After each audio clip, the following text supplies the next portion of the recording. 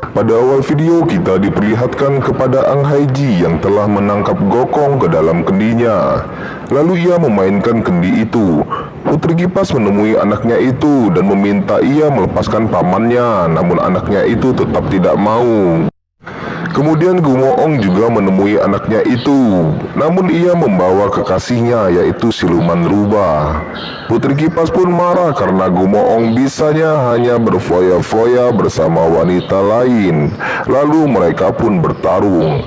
Ang Haiji senang melihat ayah dan ibunya bertarung. Putri Kipas menendang Gumoong dan tidak sengaja terpental mengenai Ang Haiji. Kendinya pun terbuka.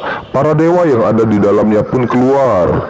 Mereka mengatakan anak Gumoong sangatlah nakal. Lalu mereka pun pergi. Gokong terlihat sangat marah pada Ang Haiji, namun Gumoong menenangkannya.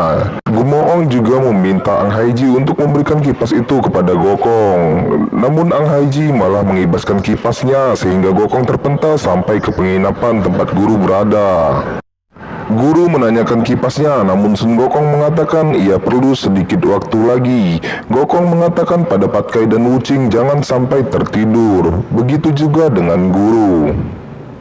Gokong mendatangi Putri Kipas dan Ang Haiji lagi. Gokong mengubah dirinya menjadi lalat untuk masuk ke perut Ang Haiji melalui sup yang mereka makan. Namun malah Putri Kipas yang menghabiskan supnya.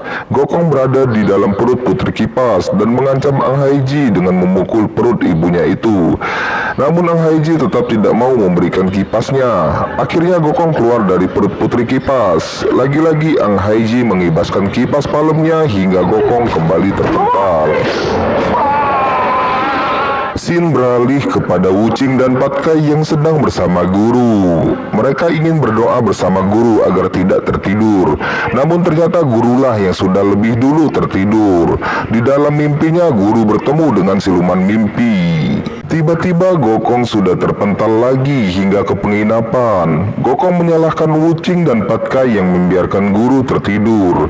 Mereka sepakat untuk ikut tidur agar dapat menolong guru. Segala cara dilakukan oleh Gokong, namun ia tak juga bisa tertidur.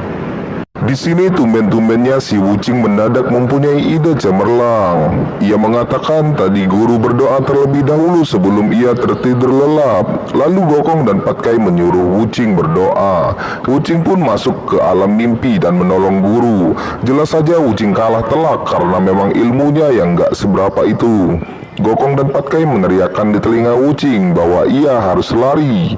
Wuching pun muntah darah. Gokong dan Patkai berusaha membangunkannya. Di alam mimpi, Wuching dan guru masih dikejar-kejar oleh siluman mimpi. Mereka pun disiksa habis-habisan olehnya. Wuching mencoba menyerang kembali dan tidak disangka pukulan tongkatnya mengenai siluman mimpi. Lalu Wuching dan guru pun terbangun. Patkai mengajak guru pergi dari sana, namun guru mengatakan jika kipasnya sudah Gokong dapatkan, mereka baru dapat melanjutkan perjalanan. Lalu Gokong mengatakan akan menemui Gumoong. Scene beralih pada Gumoong yang sedang main kejar-kejaran bersama siluman rubah dan yang lainnya. Gokong pun datang beserta guru, Patkai dan juga Wuching. Gokong meminta tolong pada Gumoong agar meminjamkan kipas palem milik Putri Kipas. Scene memperlihatkan Ang Haiji yang sedang bosan karena sudah beberapa hari tidak mengganggu manusia. Lalu pelayannya pun memberikan solusi. Tidak disangka di sana terlihat Dewa Bumi yang sedang berjalan. Ang Haiji pun menginjak Dewa Bumi. Dewa Bumi keluar dari perut bumi. Dewa Bumi meminta agar Ang Haiji tidak mengganggunya lagi. Beralih lagi pada Gokong, mereka mendatangi Putri Kipas. Pelayan Putri Kipas mengatakan Putri Kipas sedang tidak bisa diganggu. Gokong mengatakan Ang Haiji anak yang sangat nakal. Putri Kipas pun marah dan mengibaskan kipasnya. Namun kini Gokong sudah bisa menahan hembusan kipas itu. Lalu Patkai yang sudah menyamar menjadi pelayan pun merebut kipasnya. Gokong mengatakan akan mengembalikannya jika sudah selesai. Gokong pun mengibaskan kipas itu, namun tidak terjadi apa-apa. Dan seperti yang kita tahu, Gokong sangat takut pada api, sehingga kalau berurusan dengan api, dia menjadi sangat lemah. Lalu mereka pun berencana menyamar untuk membujuk Putri Kipas.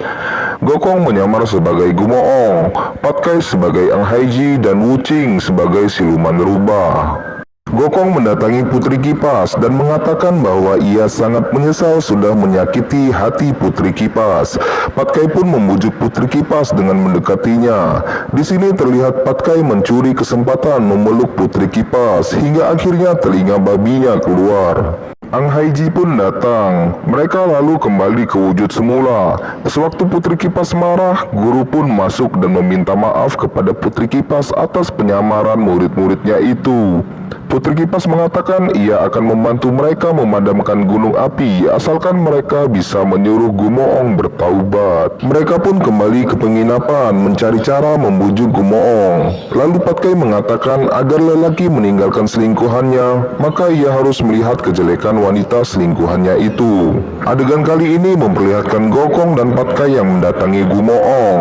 Gokong memberinya pil dewa. Apabila memakan satu butir maka akan bisa melihat wajah pasangannya 5 tahun ke depan.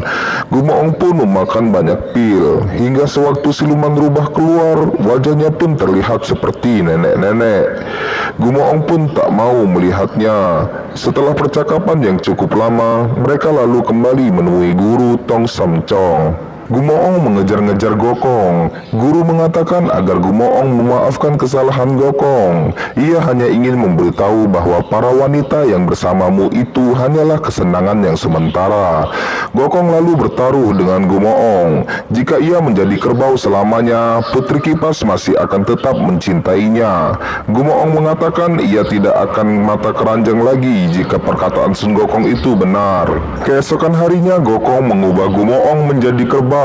Ia menemui Putri Kipas. Mereka pun mengobrol panjang. Putri Kipas mengatakan ia rela Gumoong tetap dalam wujud kerbaunya, karena dengan begitu tidak akan ada lagi wanita yang menggodanya. Dan Putri Kipas bisa setiap hari mencarikannya makan. Lalu Gokong dan yang lain pun muncul. Gokong mengatakan bahwa ia sedang bertaruh dengan Gumoong. Lalu Gokong mengubah Gumoong ke wujud aslinya. Gumoong langsung mendekati istrinya dan mengatakan bahwa istrinya sangatlah baik.